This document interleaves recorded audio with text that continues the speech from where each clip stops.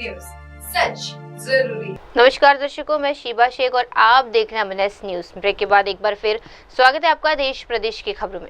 एक नजर डालते हैं हेडलाइंस की ओर। पंजाब के राज्यपाल का अंतर्राष्ट्रीय योग दिवस पर संदेश। मनोज झा की मांग, संसद बुलाकर दे सामूहिक संदेश। पंजाब में नई नियुक्तियां, सीएम भगवत मान ने सौंपे नियुक्ति पत्र।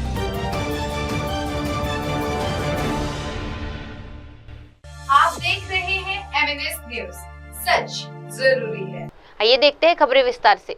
पंजाब के राज्यपाल का अंतर्राष्ट्रीय योग दिवस पर संदेश। अंतर्राष्ट्रीय योग दिवस 2015 के अवसर पर पंजाब के राज्यपाल गुलाब चंद कटारिया ने देशवासियों को शुभकामनाएं देते हुए कहा कि योग का महत्व दिन प्रतिदिन बढ़ता जा रहा है। उन्होंने बताया कि प्रधानमंत्री नरेंद्र मोदी के अथक प्रयासों से संयुक्त राष्ट्र ने 21 जून को अंतर्राष्ट्रीय योग दिवस के रूप में मान्यता दी। राज्यपाल ने कहा कि आज विश्व भर में लोग योग को अपनी जीवन शैली का हिस्सा बना रहे हैं और ये भरोसे के लिए एक गर्व की बात है कि हमारा ये प्राचीन योग विज्ञान पूरी दुनिया में सहारा जा रहा है। उन्होंने सभी से आग्रह किया कि वे योग को नियमित रूप से अपनाएं और स्वस्थ जीवन जिए। तो आज 11वें अंतर्राष्ट्रीय योग दिवस के इस पावन अवसर पर मैं सभी पंजाब वासियों को, चंडीगढ़ वासियों को और देशवासियों को और आज विभिन्न स्थानों पर योग से जुड़े हुए सभी योग का अभ्यास करने वाले बंधुओं बहनों सबका बहुत बहुत शुभकामनाएं पेश करता हूं। स्वस्थ रहें, खुश रहें और एक तरह से समाज और देश के काम में जुटे रहें। ये अब देश के प्रधानमंत्री जी को श्रेय जाता है कि उन्होंने यूएनओ में प्रयत्न करके योग दिवस को अंतर्राष्ट्रीय योग दिवस के रूप में स्थापित करने का प्रयास किया है। और आज जो योग हो रहे हैं, मैं सोचता हूँ साहब दुनिया के अधिकांश देशों में इस योग दिवस से जनता स्वाभाविक रूप से जुड़ती जा रही है। पहले वर्ष से लेकर आज 11वें वर्ष में 10 वर्ष पूरे हुए हैं, योग में जुड़ने वालों की संख्या बढ़ रही है। वैसे भारत में प्रारंभ से ही योग के प्रति एक रुचि थी और उसके कारण से हमारे साधु सन्यासी तपस्वी जिन लोगों ने कंदराओं में जाकर, पहाड़ों में जाकर के योग का भी अभ्यास किया, स्वयं भी स्वस्थ रहे, बिना भोजन और बिना सामान शरीर के लिए जो आवश्यक होता है वो बिना लिए हुए भी स्वस्थ रह करके उन्होंने अपनी साधनाएं पूरी की है। भारत का पतंजलि योग मैं सोचता हूँ कि भारत के हर व्यक्ति को जोड़ रहा है, लेकिन ये सर्वव्यापी हो जाए, हर व्यक्ति इसमें करने में जुड़ जाए। इसके लिए निश्चित रूप से प्रधानमंत्री जी का बहुत बहुत धन्यवाद कि उन्होंने न केवल भारत को बल्कि संपूर्ण मानव जाति को स्वस्थ रहे। और एक तरह से योग का मतलब जोड़ने का किससे? आत्मा से, शरीर से और मन से। ये तीनों जब जुड़ते हैं तो व्यक्ति की जो अंतर्निहित शक्तियाँ होती है वो अपने आप उजागर होने लगती है। तो अनादिकाल से भारत योग का गुरु रहा है और आज फिर देश के प्रधानमंत्री ने इसी योग को देश और दुनिया के हर कोने में पहुंचाने का प्रयत्न किया ताकि व्यक्ति स्वयं स्वस्थ रहे और अपने आसपास के लोगों को भी स्वस्थ रखे। तो मैं सोचता हूँ ज़्यादा एक तरह से प्रसन्न भी रहेगा और देश की तरक्की में भी उसका सहयोग रहेगा। गवर्नर साहब, आज प्रधानमंत्री शांति का भी एक मार्ग है, जो योगा है ये शांति का भी एक मार्ग है। निश्चित रूप से मैंने जब कहा ना कि व्यक्ति जब योग करता है तो आत्मा, शरीर और मन तीनों एक साथ जोड़ते हैं। स्वयं को भी एक मन में बहुत अधिक शांति प्राप्त होती है और जब शरीर ठीक रहता है, उसके अंग प्रत्यंग ठीक रहते हैं तो आदमी वैसे भी खुश और आनंद का अनुभव करता है। तो ये कोई नई पद्धति नहीं है, अति प्राचीन भारत में 5000 वर्षों पहले भी योग थे। आपने जगह जगह मंदिरों पर जो मूर्तियां खुदी हुई देखी होगी, वही योग की विभिन्न प्रकार की मुद्राओं को प्रदर्शित करता है। सूर्य नमस्कार जो है इस देश में प्रारंभ से चलता है और उसमें सर्वांग योग सम्मिलित हैं। शरीर को जितने योग की आवश्यकता है वो सूर्य नमस्कार अकेले में ही समाहित है। अगर व्यक्ति 25 सूर्य नमस्कार पूरी मन से और पूरी विधि से लगाए तो मैं सोचता हूँ बाकी योग भी करने की आवश्यकता उसको नहीं होगी।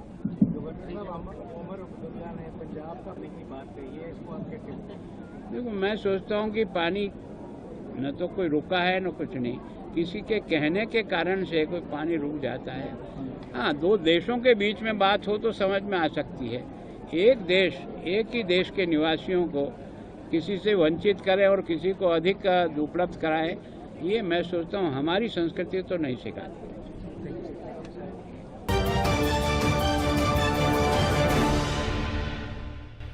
आप देख रहे हैं MNS न्यूज, सच जरूरी है। आइए बढ़ते हैं अगली खबर की ओर। मनोज झा की मांग, संसद बुलाकर दे सामूहिक संदेश। राष्ट्रीय जनता दल के सांसद मनोज कुमार झा ने हाल ही में अंतर्राष्ट्रीय घटनाक्रमों और अमेरिका के पूर्व राष्ट्रपति डोनाल्ड ट्रंप के बयानों पर प्रतिक्रिया देते हुए कहा कि जिस तरह से कुछ भारतीय नागरिक मारे गए, वे अब केरल एक समुदाय या राज्य नहीं बल्कि पूरे देश का सामूहिक दर्द बन गया है। मनोज झा ने कहा कि ट्रंप 17 बार बयान दे चुके हैं, लेकिन भारत के विदेश मंत्रालय की चुप्पी या समिति प्रतिक्रिया कई सवाल खड़े करती है। उन्होंने संसद का विशेष सत्र बुलाने की मांग की और कहा कि विपक्ष को विश्वास में लेकर देश को एक स्वर में बोलना चाहिए। उन्होंने रक्षा मंत्री राजनाथ सिंह को इस संदर्भ में एक ऐसे नेता के रूप में पेश किया जो विश्व के प्रति शत्रुता के नहीं रखते। झा ने कहा कि ऐसे समय में संसद से एक स्पष्ट और सशक्त संदेश जाना चाहिए, न केवल अमेरिका को बल्कि दुनिया को ये दिखाने के लिए कि भारत अपनी संप्रभुता और नागरिकों की सुरक्षा पर एकमत है। देखिए, मैं समझता हूँ कि रक्षा मंत्री जी ने एक संदर्भ में ये बातें कही। हमारा जो ऑपरेशन सिंदूर था वो सिविलियन टारगेट्स पे नहीं था, मिलिट्री एस्टैब्लिशमेंट तक पे नहीं था। एक प्रोवोकेशन हमारे लोगों की जिस प्रकार से हत्या हुई और वो सामूहिक पीड़ा में, मैं बार बार दोहरा रहा हूं, देश की सामूहिक पीड़ा में तब्दील हो गई। लेकिन बहुत सारे सवाल हैं। मैं तो अब गिनना छोड़ दिया। डोनाल्ड ट्रंप ने 17वां बयान दिया, 17वां अगर मैं जोड़ लूं, उसका प्रतिकार MEA की ब्यूरोक्रेसी से अब नहीं होगा। संसद का सत्र बुलाइए, माननीय रक्षा मंत्री जी आप आग्रह करिए। पुराने बीजेपी वाले हैं, ये नए वाले नहीं हैं। आप नए वालों का मिजाज अलग है। आपको अभी भी हम मानते हैं कि आपके अंदर विपक्ष को लेकर के शत्रुता की भावना नहीं है। संसद आए, बैठे और प्रधानमंत्री जी के नेतृत्व में अमेरिकन प्रेसिडेंट को संदेश जाए, क्योंकि सुना है कि हमारा पड़ोसी मुल्क उनको ऑफिशियली इंडोर्स कर रहा है, प्रमोट कर रहा है कि इनको नोबेल प्राइज मिले। तो भाई फिर किम जोंग में क्या बुराई है? नेतन्याहू तो पीस के सबसे बड़े फ्लैग बेयरर हैं, उनको भी दो भाई। मतलब ये इस दृष्टिकोण से मैं समझता हूं कि संसद का बैठना एक स्वर में सामूहिक आवाज लगे और वो जाए। उसके लिए राजनाथ सिंह जी क्या कर सकते हैं वो हमें देखना। सर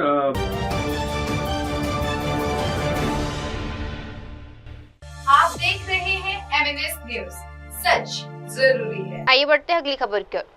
पंजाब में नई नियुक्तियां, सीएम भगवत मान ने सौंपे नियुक्ति पत्र। पंजाब सरकार द्वारा आयोजित एक विशेष कार्यक्रम में मुख्यमंत्री भगवत मान ने विभिन्न सरकारी विभागों में नियुक्त हुए युवाओं को नियुक्ति पत्र वितरित किए।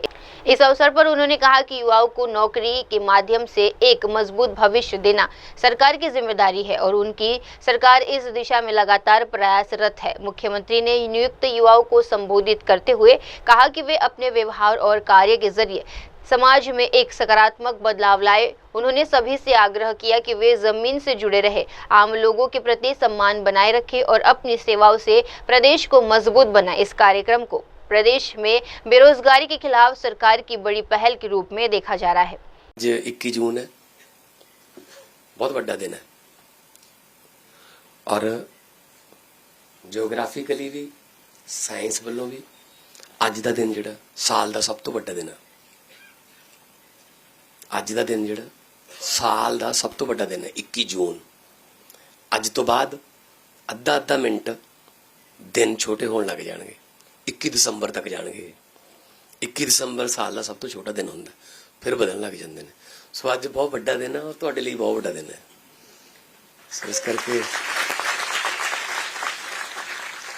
ਜਿੱਥੋਂ ਵੀ ਤੁਸੀਂ ਆਏ ਹੋ, ਅਬੋਹਰ ਤੋਂ ਲੈ ਕੇ ਫਾਜ਼ਿਲਕਾ ਤੋਂ, ਪਠਾਨਕੋਟ ਤੋਂ, ਜਲੰਧਰ ਤੋਂ, ਅੰਮ੍ਰਿਤਸਰ ਤੋਂ, ਸੰਗਰੂਰ ਤੋਂ, ਜਿੱਥੋਂ ਵੀ ਤੁਸੀਂ ਪਹੁੰਚੇ ਹੋ ਇੱਥੇ, ਤੁਹਾਡਾ ਧੰਨਵਾਦ ਵੀ ਹੈ, ਜੀ ਆਇਆਂ ਨੂੰ ਵੀ ਹੈ। ਔਰ ਤੁਹਾਡੀ ਮਿਹਨਤ ਹੈ। ਉਹ ਕਹਿੰਦੇ ਲੜਦੀਆਂ ਫੌਜਾਂ ਹੁੰਦੀਆਂ, ਨਾ ਜਰਨੈਲ ਦਾ। ਮੇਰੇ ਤਾਂ ਨਾ ਹੀ ਲੱਗੀ ਜਾਂਦਾ ਐਵੇਂ। ਪੜ੍ਹਾਈ ਤੁਸੀਂ ਕੀਤੀ ਹੈ, ਸਿਟਿੰਗ ਤੁਸੀਂ ਕੀਤੀ ਹੈ, ਸਵੇਰੇ 4 ਵਜੇ ਵੀ ਉੱਠੇ ਹੋਵੋਗੇ ਅਲਾਰਮ ਲਾ ਕੇ, ਰਾਤ ਨੂੰ 12 ਵਜੇ ਤੱਕ ਵੀ ਪੜ੍ਹੇ ਹੋਵੋਗੇ, ਕਬੀਲਦਾਰੀਆਂ ਵੀ ਨਾਲ ਨਿਭਾਉਂਦੇ ਰਹੇ ਹੋਵੋਗੇ। ਕਈ ਵਾਰੀ ਮਾਹੌਲ ਵੀ ਨਹੀਂ ਮਿਲਿਆ ਹੋਣਾ ਪੜ੍ਹਨ ਦਾ, ਕਈ ਵਾਰੀ ਗੁੱਸੇ ਗਿਲੇ ਵੀ ਹੋਏ ਹੋਣਗੇ। ਕਈ ਇਹੋ ਜਿਹੇ ਰਿਸ਼ਤੇਦਾਰ ਜਿਹੜੇ ਅੱਜ ਸਿੰਧੀ ਸਵੀਟਸ ਜਾਂ ਗੋਪਾਲ ਸਵੀਟਸ ਦੇ ਡੱਬੇ ਲੈ ਕੇ ਆਉਣਗੇ, ਅੱਜ ਜਿਹੜੇ ਐਂ ਕਹਿੰਦੇ ਰਹਿੰਦੇ ਇਹ ਨਹੀਂ ਕੁਝ ਕਰ ਸਕਦਾ, ਅੱਜ ਕਹਿਣਗੇ ਕਮਾਲ ਹੀ ਹੋਊਗੀ, ਕਮਾਲ ਹੀ। ਮੈਨੂੰ ਪਤਾ ਸੀ ਇਹ ਕਰੂ ਕੁਝ ਕਰੂ। ਉਹ ਆਉਣਗੇ, ਅੱਜ ਹੁੰਦੇ ਨੇ ਉਹ ਨੈਗੇਟਿਵਿਟੀ ਵਾਲੇ, ਲੱਤਾਂ ਖਿੱਚਣ ਵਾਲੇ, ਸਾਰੇ ਹਰ ਫੀਲਡ 'ਚ ਹੁੰਦੇ, ਹਰ ਫੀਲਡ 'ਚ, ਹਰ ਖੇਤਰ 'ਚ। ਸੋ ਅੱਜ ਪਰ ਤੁਸੀਂ ਆਪਣਾ ਇੱਕ ਮੁਕਾਮ ਹਾਸਲ ਕਰ ਲਿਆ। ਮੈਂ ਫਿਰ ਕਹਿਣਾ, ਜਿਸ ਤਰ੍ਹਾਂ ਬਿਜਲੀ ਮੰਤਰੀ ਸਾਹਿਬ ਬੈਠੇ ਆ, ਮੇਰੇ ਤਰਨਜੀਤ ਸੋਹਣ ਜੀ ਮੇਰੇ ਮਿਨਿਸਟਰ ਸਾਹਿਬ ਬੈਠੇ ਆ, ਕਿ ਉਹਨਾਂ ਨੇ ਵੀ ਕਿਹਾ ਕਿ ਇਹ ਆਖਰੀ ਨੌਕਰੀ ਨਹੀਂ ਹੈਗੀ, ਆਖਰੀ ਸਮਝਣਾ ਵੀ ਨਹੀਂ, ਹੋਰ ਪੜ੍ਹੋ। ਜਿਵੇਂ ਕੋਈ ਮੁੰਡੇ ਨੇ ਕਿਹਾ ਤੀਜੀ ਨੌਕਰੀ ਹੈ, ਹੋਰ ਅੱਗੇ PCS ਦੇ ਵੀ ਨਿਕਲਣਗੇ ਕੱਲ ਨੂੰ, UPSC ਦੇ ਸੈਂਟਰ ਖੋਲ ਰਹੇ ਆ, IAS ਵਾਸਤੇ ਤਿਆਰੀ ਕਰ ਲਓ। ਕਿਉਂ ਆਪਾਂ ਕਿਉਂ ਨਹੀਂ ਕਰ ਸਕਦੇ ਜੀ? ਜਿਹੜੇ IAS ਬਣਦੇ ਆ ਕੋਈ, ਉਹ ਵੀ ਤਾਂ ਆਪਣੇ ਵਰਗੇ ਹੀ ਹੈ। ਬਸ ਉਹ ਸੀਟਿੰਗ ਚਾਹੀਦੀ ਹੈ, ਪ੍ਰੋਪਰ ਮਾਹੌਲ ਚਾਹੀਦਾ ਬਸ। ਸੋ ਉਹ ਅਸੀਂ ਤੁਹਾਨੂੰ ਦੇਵਾਂਗੇ। ਸਰਕਾਰ ਦਾ ਕੰਮ ਰਨਵੇ ਹੁੰਦਾ, ਰਨਵੇ ਜਹਾਜ਼ ਨੂੰ ਉਡਾਉਂਦਾ ਨਹੀਂ ਹੈਗਾ, ਰਨਵੇ ਜਹਾਜ਼ ਨੂੰ ਮੌਕਾ ਦਿੰਦਾ ਬਸ। ਅੱਗੇ ਜਹਾਜ਼ ਦੇ ਇੰਜਨਾਂ ਤੇ ਡਿਪੈਂਡ ਹੈ ਵੀ ਉਹ 35 ਮਿੰਟ ਬਾਅਦ ਦਿੱਲੀ ਉਤਰਦਾ ਹੈ ਜਾਂ 12 ਘੰਟਿਆਂ ਬਾਅਦ 13 ਘੰਟਿਆਂ ਬਾਅਦ ਟੋਰਾਂਟੋ ਉਤਰਦਾ। ਇਹ ਤਾਂ ਰਨਵੇ ਉਹਦੇ ਇੰਜਨਾਂ ਤੇ ਡਿਪੈਂਡ ਹੈ। ਰਨਵੇ ਨੇ ਸਿਰਫ ਮੌਕਾ ਦੇਣਾ। ਪਰ ਹਾਂ, ਇੱਕ ਵਾਰੀ ਰਨਵੇ ਤੋਂ ਉੱਪਰ ਉੱਠ ਕੇ ਜਹਾਜ਼ ਨੂੰ ਅਹੰਕਾਰ ਨਹੀਂ ਕਰਨਾ ਚਾਹੀਦਾ ਕਿ ਮੈਂ ਉਹ ਥੱਲੇ ਰਹਿ ਗਿਆ, ਲੈ ਮੈਂ ਤਾਂ ਬਹੁਤ ਉੱਚਾ ਹੋ ਗਿਆ। ਉਤਰਨਾ ਵੀ ਹੁੰਦਾ, ਉਹਦੇ ਵਾਸਤੇ ਵੀ ਰਨਵੇ ਚਾਹੀਦਾ ਹੁੰਦਾ, ਠੀਕ ਹੈ ਨਾ। ਸੋ ਜਿੱਥੇ ਵੀ ਜਾਓਗੇ, ਕੁਰਸੀਆਂ ਤੇ ਬੈਠੋਗੇ ਅੱਜ ਤੋਂ ਬਾਅਦ, ਆਪਣੇ ਪਿੰਡ ਨੂੰ, ਆਪਣੇ ਕਲਚਰ ਨੂੰ, ਆਪਣੀ ਬੋਲੀ ਨੂੰ, ਆਪਣੇ ਯਾਰਾਂ ਦੋਸਤਾਂ ਨੂੰ, ਆਪਣੇ ਰਿਸ਼ਤੇਦਾਰ, ਕਿਸੇ ਨੂੰ ਭੁੱਲਣਾ ਨਹੀਂ। ਆਪਣੇ ਕੋਚਸ ਨੂੰ, ਆਪਣੇ ਟੀਚਰਸ ਨੂੰ ਇਹ ਨਹੀਂ ਕਹਿਣਾ ਕਿ ਮੈਂ ਤਾਂ ਹੁਣ ਮੇਰੇ ਕੋਲ ਤਾਂ ਆਹ ਪੈਨ ਆ ਗਿਆ, ਲੈ ਮੈਂ ਵੱਡਾ ਹੋ ਗਿਆ। ਜ਼ਿੰਦਗੀ ਜੋ ਮਰਜ਼ੀ ਬਣ ਜਾਓ, ਤੁਸੀਂ ਆਪਣੇ ਕੋਚਸ ਤੋਂ, ਆਪਣੇ ਮੈਂਟਰਸ ਤੋਂ, ਆਪਣੇ ਰੋਲ ਮਾਡਲ ਤੋਂ ਵੱਡੇ ਨਹੀਂ ਹੋ ਸਕਦੇ। ਉਹਨਾਂ ਨੂੰ ਇੱਜ਼ਤ ਦਿਓ, ਮਾਣ ਦਿਓ। ਸਾਨੂੰ ਤਾਂ ਗੁਰੂ ਸਾਹਿਬ ਦੀ ਐਡੀ ਵੱਡੀ ਸਿੱਖਿਆ ਲਿਖੀ ਪਈ ਹੈ ਸਾਡੇ ਤਾਂ ਗੁਰੂ ਗ੍ਰੰਥ ਸਾਹਿਬ 'ਚ। ਜੇ ਇੱਕ ਅੰਗ ਦੀ ਵੀ ਵਿਆਖਿਆ ਕਰਨੀ ਹੋਵੇ ਕਈ ਮਹੀਨੇ ਲੱਗ ਜਾਣਗੇ, ਇੱਕ ਅੰਗ ਦੀ। ਪਵਨ ਗੁਰੂ ਪਾਣੀ ਪਿਤਾ ਮਾਤਾ ਧਰਤ ਮਹੱਤ, ਬਸ ਅੱਜ ਤੋਂ ਕਿੰਨੇ 100 ਸਾਲ ਪਹਿਲਾਂ ਲਿਖਤਾ ਸੀ ਗੁਰੂ ਨਾਨਕ ਸਾਹਿਬ ਨੇ। ਉਸ ਵੇਲੇ ਦਾ ਕੋਈ ਪਰਾਲੀ ਨੂੰ ਅੱਗ ਨਹੀਂ ਲਾਉਂਦਾ ਹੋਣਾ ਵੀ ਪਵਨ ਜਿਹੜੀ ਹੈ ਉਹ ਖਰਾਬ ਹੋ ਜੂਗੀ।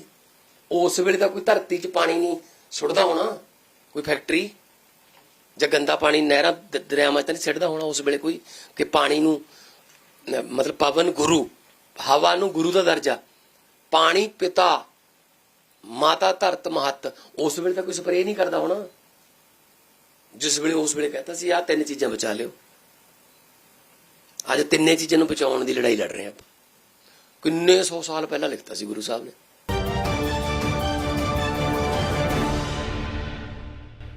आप देख रहे हैं MNS न्यूज, सच जरूरी है। आइए बढ़ते हैं अगली खबर की ओर। सचिन पायलट की कड़ी प्रक्रिया, लोकतंत्र का अपमान। राजस्थान की राजनीति में एक बार फिर टकराव देखने को मिला जब जयपुर स्थित राजस्थान विश्वविद्यालय परिसर में कांग्रेस विधायक अमूल्यमन पुनिया ने पुलिस ने हिरासत में ले लिया। इस पर कांग्रेस नेता सचिन पायलट ने नाराजगी जताते हुए कहा कि एक जनप्रतिनिधि के साथ इस तरह का व्यवहार स्वीकार्य है। पायलट ने कहा कि लोकतांत्रिक व्यवहार में जनता के चुने हुए प्रतिनिधियों को अभिव्यक्ति और उपस्थित का अधिकार है। उन्होंने मांग की कि मामले की निष्पक्ष जांच हो और पुलिस जवाबदेह ठहराई जाए। इस घटना को लेकर कांग्रेस कार्यकर्ताओं में भी रोष है और इसे सरकार और प्रशासन के बीच टकराव के रूप में देखा जा रहा है।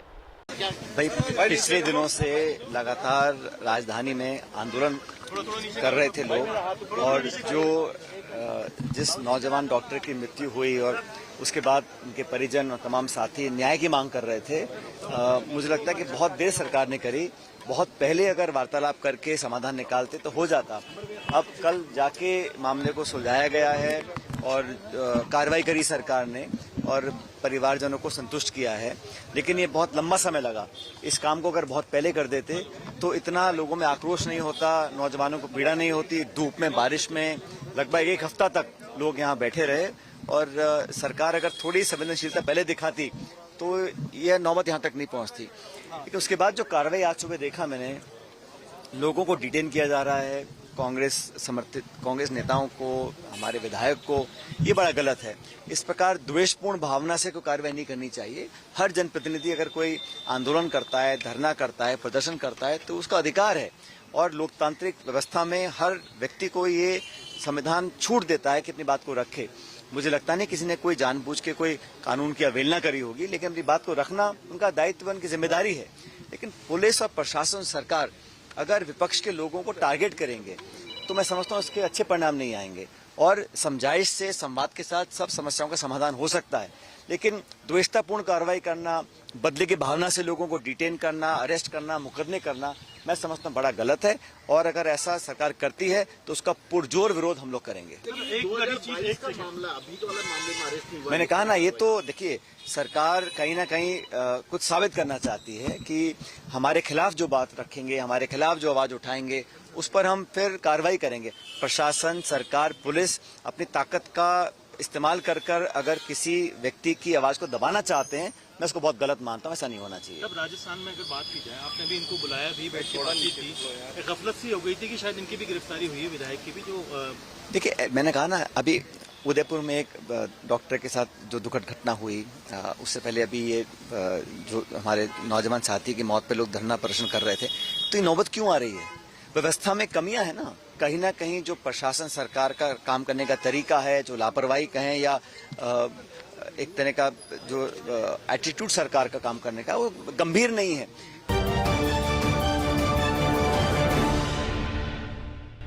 आप देख रहे हैं MNS न्यूज, सच जरूरी है। आइए बढ़ते अगली खबर की ओर। अमित शाह के दबाव में बनी सरकार, बोले संजय राउत। मुंबई में आयोजित एक प्रेस कॉन्फ्रेंस के दौरान शिवसेना उद्धव ठाकरे गुट के वरिष्ठ नेता संजय राउत ने एकनाथ शिंदे और भाजपा पर तीखा हमला बोला। उन्होंने आरोप लगाया कि एकनाथ शिंदे पार्टी का नेतृत्व धनबल और केंद्रीय गृह मंत्री अमित शाह के दबाव के चलते संभव हो पाया है। संजय राउत ने कहा, ये एक अस्थायी दौरा है। शिवसेना की असली विचारधारा और ताकत अब भी उद्धव ठाकरे गुट के नेतृत्व में है। उन्होंने दावा किया कि जन समर्थन धीरे धीरे फिर से उद्धव गुट की ओर लौट रहा है। शिंदे गुट को असली शिवसेना कहना या उनको अमित शाह ने सर्टिफिकेट देना, एक तो उनके सर्टिफिकेट को कोई पूछता नहीं है। यानी जो अमेरिका में जो रिपब्लिकन पार्टी है वो रामदास आठवले की है, ये कहने जैसा है। महाराष्ट्र की जनता ने ये साफ कर दिया है। देखो कौन कितने विधायक जीतता है, ये आप जैसे लोग हैं जो चुनाव आयोग पर दबाव डालकर इस प्रकार के निर्णय देते हैं। अमित शाह जैसे लोग, अगर अमित शाह नहीं होते और चुनाव आयोग स्वतंत्र होता और संविधान की ताकत दिखाता, संविधान के हिसाब से निर्णय लेता, तो ये शिवसेना शिंदे की नहीं हो सकती थी। ये अमित शाह जी का दबाव, प्रेशर और पैसों की ताकत, इसलिए एकनाथ शिंदे आज क्या शिवसेना के मालिक बन गए। लेकिन ये टेम्पररी फेस है। जब दिल्ली वाले हटेंगे तो ये सब हट जाएंगे महाराष्ट्र से। कल अमित शाह ने वापस एक बार कहा कि शिंदे की शिवसेना असली। आप कौन हो सर्टिफिकेट देने वाले? बाला साहब ठाकरे की शिवसेना किसकी है? आप कौन हो भाई? बाला साहब ठाकरे ने आपको जेल जाने से बचाया है, ये भूलो मत। और आप उनकी पार्टी तोड़ रहे हो और तोड़ी है आपने, आपको इतिहास माफ नहीं करेगा।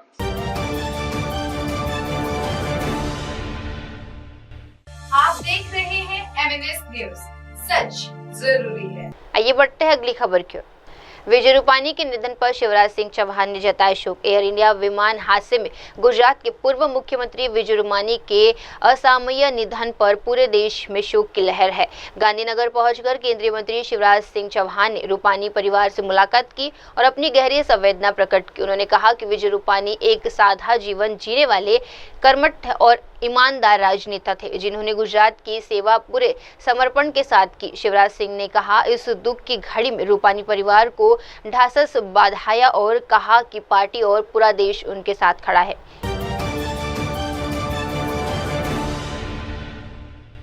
आप देख रहे हैं MNS न्यूज, सच जरूरी है। आइए बढ़ते हैं अगली खबर की ओर। शुभेंदु अधिकारी बोले, बंगाल नहीं मना रहा योग दिवस। अंतर्राष्ट्रीय योग दिवस के मौके पर जहां देश भर की एनडीए और गैर एनडीए सरकार योग कार्यक्रमों में हिस्सा ले रही थी, वहीं पश्चिम बंगाल इससे अलग नजर आया। इसी को लेकर नेता प्रतिपक्ष शुभेंदु अधिकारी ने राज्य सरकार पर तीखा हमला बोला है। उन्होंने कहा, आज 121 से अधिक देश योग दिवस मना रहे हैं और हम भारतीय के लिए ये गर्व का विषय है, लेकिन पश्चिम बंगाल इस गर्व में शामिल नहीं है, लीगा नहीं बल्कि बांग्लादेश का अनुसरण करता है। शुभेंदु अधिकारी ने इस बयान से बंगाल की राजनीति में एक बार फिर तीखी बयानबाजी देखने को मिल रही है। वहीं टीएमसी की ओर से अभी तक इस पर कोई प्रतिक्रिया सामने नहीं आई है। हिस्टोरिक डे, पूरा देश की प्रधानमंत्री का जो स्कीम, उनका जो ऐलान पूरा वर्ल्ड ने एक्सेप्ट कर लिया। More than 180 countries observing today's international yoga day. As a Indian we are proud, और हम लोग भी कर रहा है ये मास कैंपेन। जैसे प्रधानमंत्री जी ने योगा में मास कैंपेन किया, स्वच्छ भारत अभियान में मास कैंपेन किया, बेटी पढ़ाओ बेटी बचाओ में मास कैंपेन किया। ये तो खूब बड़ा कदम है, पूरा वर्ल्ड ले लिया है, देश भी ऑलमोस्ट जुड़ गया है। इसको और भी प्रमोट करना चाहिए, ऑर्गेनाइज करना चाहिए, सरकार को आगे आना चाहिए। दूसरा प्रदेश में सरकार खुद कर रहा है, जहां इंडिया है जहां नॉन इंडिया है सब कर रहा है, except West Bengal. West Bengal तो बांग्लादेश को फॉलो करता है, दिल्ली को फॉलो नहीं करता। दादा तुलसी गाछ भी आज आपने रोपण किया है क्या? ये हिस्टोरिक प्लेस है, नेशनल म्यूजियम। यहाँ माता तुलसी देवी का स्थापना किया। तुलसी हमारी सनातन संस्कृति का एक आराध्य देवी है, और साथ साथ आयुर्वेद में तुलसी का बहुत सारा उनका जो गुणावली है उसका स्वीकृत है। एक तुलसी सेवन करने से आपका जितना भी आपका अंदर जितना भी बीमार है वो आधा तो चला ही जाएगा, औषध का कोई जरूरत नहीं होगा।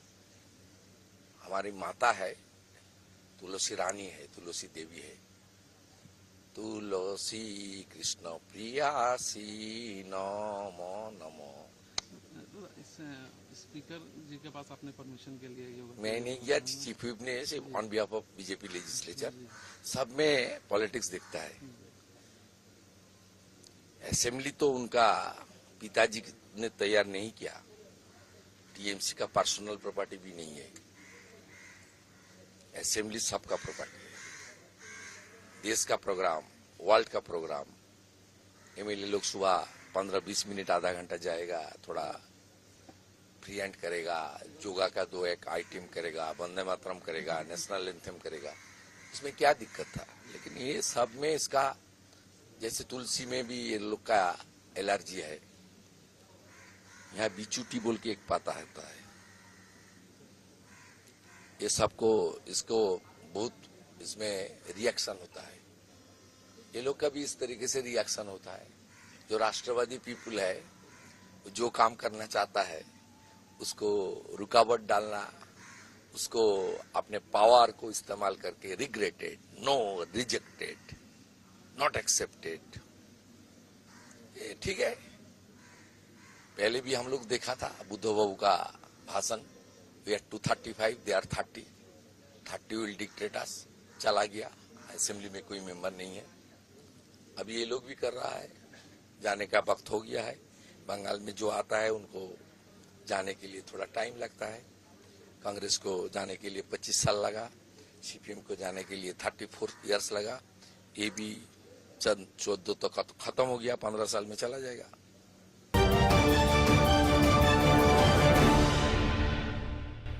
आप देख रहे हैं MNS न्यूज, सच जरूरी है। आइए बढ़ते हैं अगली खबर की ओर। प्रियंक खड़गे का सवाल, यात्रा पहले क्यों रोकी गई? कर्नाटक के मंत्री प्रियंक खड़गे ने अमेरिका यात्रा की अनुमति मिलने के बाद विदेश मंत्रालय पर सवाल उठाए हैं। उन्होंने अपने ट्वीट में कहा कि जब उन्हें और उनके नेतृत्व वाले प्रतिनिधि मंडल को 11 जून से अमेरिका में आयोजित world expo and world trade fair में भाग लेना था, तब अनुमति नहीं दी गई, लेकिन अब 21 जून के बाद यात्रा को मंजूरी दी जा रही है। प्रियंक खड़गे ने कहा कि आपको लगता है कि विश्व व्यापार प्रदर्शनियां हमारा इंतजार करेगी? नहीं, ये राजनीति हो रही है और हम विदेश मंत्रालय को ये स्पष्ट करना चाहिए कि तब क्या गलत था और अब क्या सही है। खड़गे ने ये भी कहा कि कर्नाटक, तेलंगाना और तमिलनाडु जैसे राज्य देश की जीडीपी का लगभग 50% योगदान करते हैं और अगर इन राज्यों को वैश्विक निवेशकों से मिलने से रोका गया तो इससे केवल नुकसान होगा। So this question should be asked to the MEA, why they denied a delegation that is led by me, and now why are they allowing me? So what was wrong then and what is right now? Because I don't see anything that has changed with the objectives of the delegation. So this question should be answered by MEA, not by me. So is there any information from there, sir? That's what we are asking, no? You denied without any information. You denied without giving any valid clauses. Now we are approving the same. So why did you first of all deny us, and now why are you revoking the denial? Now there is any use the revoke? Well, see, we were supposed to be there from the 13th, and today is already the 20th. You think World Expos and World Trades exhibitions will wait for us? No. Is there any political vendetta from the central agency? You tell me. When my name goes, it gets rejected. When we send only the officers' names, it gets approved. Then we send a cabinet rank colleague of my name, that gets approved. So the politics that is being played should also be explained by the MEA, not by me. Is there taking state government is very seriously this matter? Absolutely. You are denying us the right to seek investments, to create jobs. We are one of the biggest economic growth engines for the country. We are the 4th largest technology capital in the world. We are the electronic system design hub. We are the AVGC hub. We are the space tech hub. And if we don't get to go abroad and seek investments, have you seen Uttar Pradesh CM going abroad and getting investment? Have you seen the MP CM or the BR CM going and getting investments? It's always Karnataka, Telangana, Tamil Nadu. We are the ones who are driving this 50% of the GDP of the country, the southern states. And you doing such things is of no use to anybody. We are the ones creating the jobs. Have a look around Bangalore and in Karnataka. How many people from the north are coming here and working, because we are the ones creating opportunities of employment. Do you know anybody from Karnataka who is working in UP, Bihar or Madhya Pradesh? Sir, regarding BR Patil ka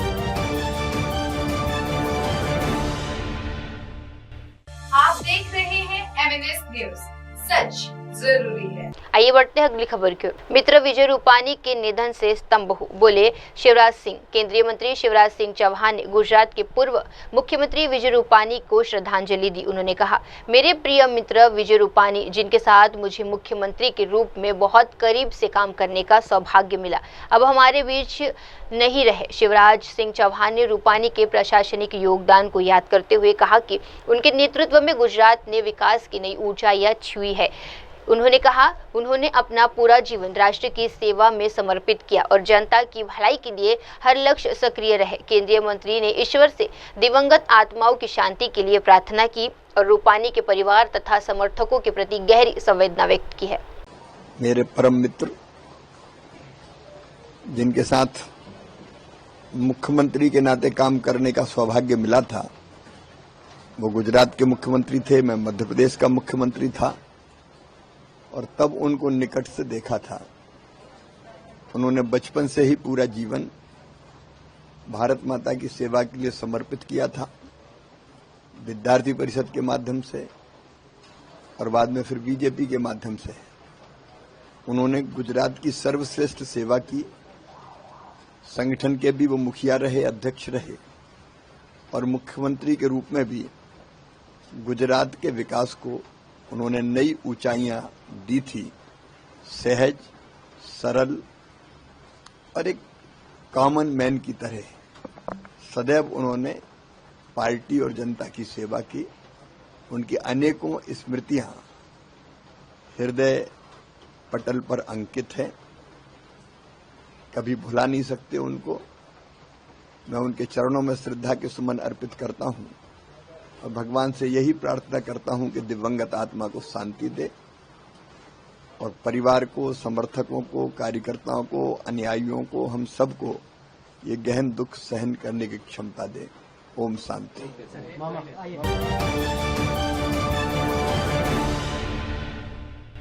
आप देख रहे हैं MNS news, सच जरूरी है। आइए बढ़ते अगली खबर की ओर। मानवता के लिए मोदी का योग आह्वान, बोले सभानंद सोनोवाल। अंतर्राष्ट्रीय योग दिवस 2025 के अवसर पर केंद्रीय आयुष मंत्री सभानंद सोनोवाल ने प्रधानमंत्री नरेंद्र मोदी की वैश्विक पहल की सराहना की। उन्होंने कहा कि मोदी जी ने न केवल भारत बल्कि पूरी मानवता जाति से योग को अपनाने की विश्व में शांति व स्वास्थ्य को बढ़ावा देने का आह्वान किया था। सोनोवाल ने कहा, यह प्रधानमंत्री मोदी के प्रयासों का ही परिणाम है कि संयुक्त राष्ट्र ने उनके प्रस्ताव को स्वीकार करते हुए 21 जून को अंतर्राष्ट्रीय योग दिवस घोषित किया।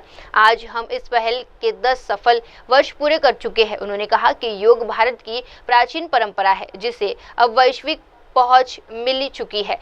ये न केवल व्यायाम है बल्कि जीवन का संतुलन बनाने की एक जीवन शैली है। मंत्री ने लोगों से योग को नियमित दिनचर्या का हिस्सा बनाने की भी अपील की है। बना रहे हैं, हम सबको मालूम है उनको लेके आओ जाते हमारे देश की आदर्शवादी नेता, दुनिया के सबसे लोकप्रिय नेता प्रधानमंत्री नरेंद्र मोदी जी ने दुनिया की मानव समाज की स्वास्थ्य को तंदुरुस्त रखने के लिए और दुनिया में एक शांति का वातावरण खड़ा करने के लिए विश्व मानव समाज को उन्होंने आह्वान की थी कि इंटरनेशनल योगा दिवस मनाया जाए। उसी हिसाब से यूएनओ ने माननीय प्रधानमंत्री जी की जनरल असेंबली में दिए हुए प्रस्ताव को स्वीकार की और आज से 10 साल पहले से ही इंटरनेशनल डे ऑफ योगा दुनिया में बड़े निष्ठापूर्वक मनाने के लिए ये निर्णय हुई और आज सफल पूर्वक ये यात्रा 10 साल इसका पूरा हुई और आज भी परम आदरणीय प्रधानमंत्री जी के नेतृत्व में विशाखापट्टनम में 3 लाख लोगों का उपस्थिति में इंटरनेशनल डे ऑफ योगा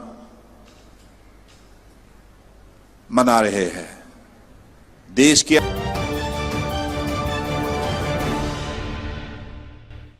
देख रहे हैं MNS न्यूज, सच जरूरी है।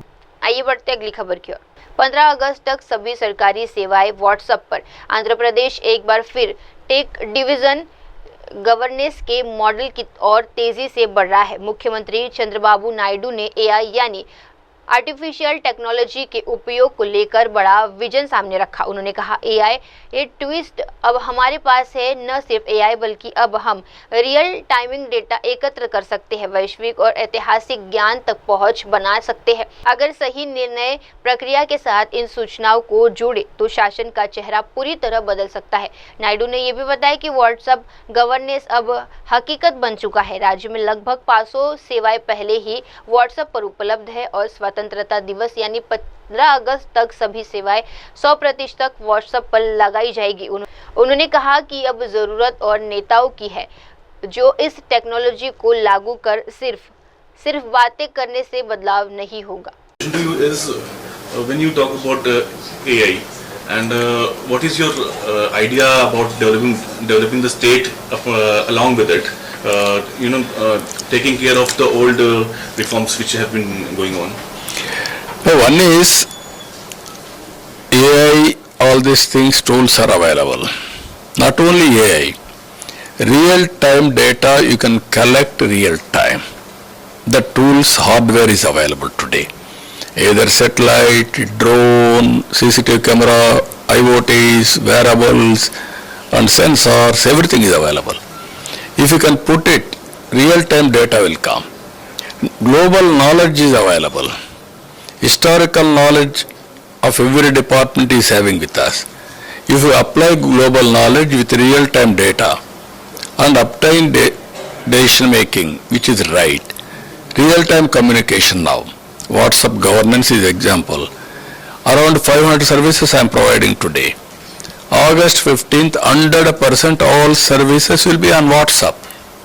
If I provide WhatsApp decision making, you can see the change. They have to execute. Now we wanted to make more and more leaders to deliver. This is one example how technology we have worked with success. It is a clear example. So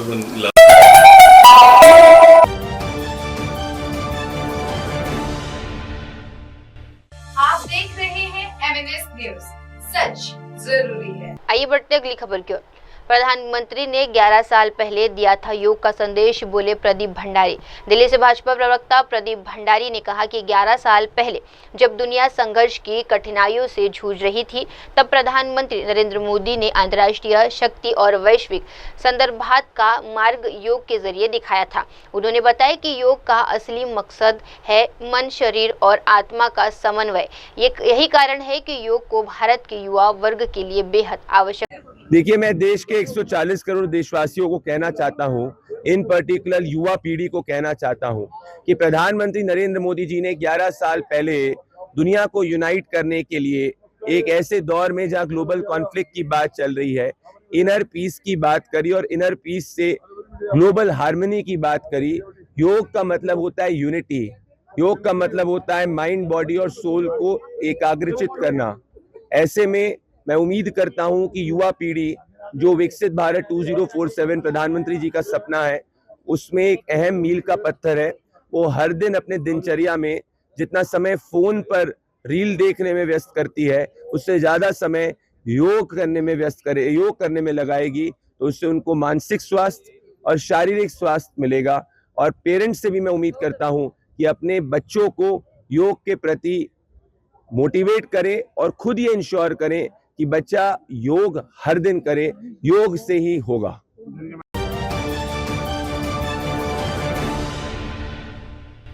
आप देख रहे हैं MNS news, सच जरूरी है। आइए बढ़ते हैं अगली खबर की ओर। किसानों और उद्यमियों की नई योजनाओं से मिलेगा फायदा। नायब सिंह सैनी कुरुक्षेत्र से हरियाणा के मुख्यमंत्री नायब सिंह सैनी ने अपने बयान में कहा कि नई पहल किसान, उद्यमियों और व्यापारियों के लिए फायदेमंद साबित होगी।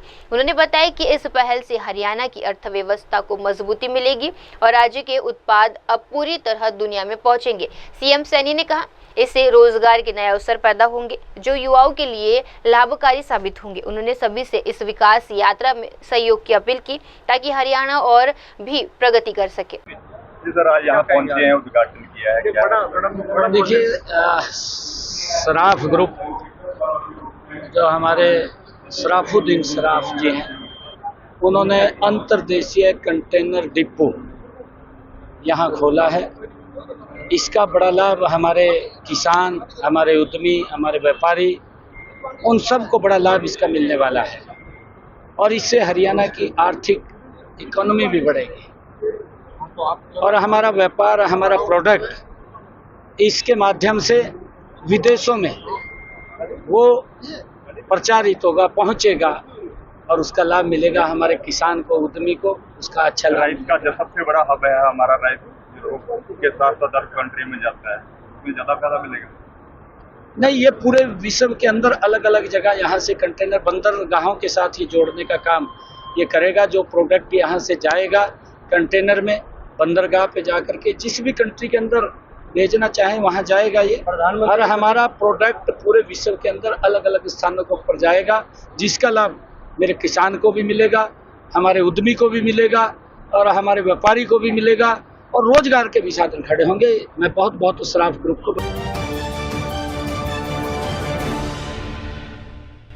आप देख रहे हैं MNS न्यूज, सच जरूरी है। आइए बढ़ते अगली खबर की ओर। अरावली जिला भारी बारिश के बाद जलमग्न, मौसम विभाग ने येलो अलर्ट जारी किया।